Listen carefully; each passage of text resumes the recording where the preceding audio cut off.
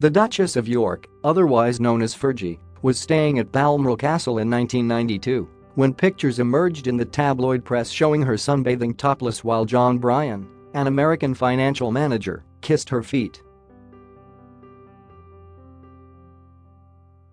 Fergie and Prince Andrew had already privately announced plans to separate when the news broke. However, according to 2011 documentary Chasing the Royals, the Media and Monarchy, their marriage was not completely over, and she was still very much part of the royal circle.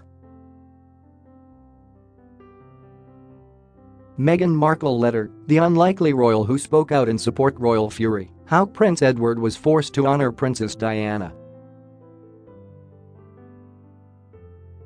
Royal correspondent James Whitaker said, "It happened in front of the whole family at the Queen's country residence in Scotland.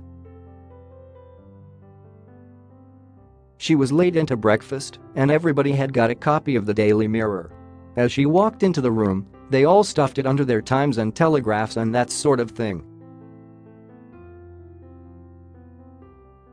She knew the game was up the second she walked into the room."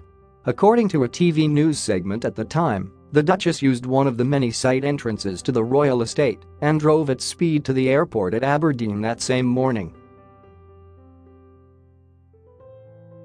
The report noted she made the trip to Aberdeen as she no longer had the privacy or privilege of an aircraft from the Queen's flight. Just a month after the photographs emerged, the Duke and Duchess of York finally announced their separation. They eventually divorced in 1996. Despite the outrageous pictures, the two have maintained a close friendship and previously described themselves as the world's happiest unmarried couple. Sarah has not been an official member of the royal family in years, but still shares a residence with her ex-husband. In a 2010 interview, which has recently resurfaced, Fergie said about her marriage, "Both Andrew and I, both of us say now, if we could go back we would definitely play it differently, and we should have learned how to play the chess game differently at 23. Maybe we have still been together because we would have said no to being separated just after our wedding.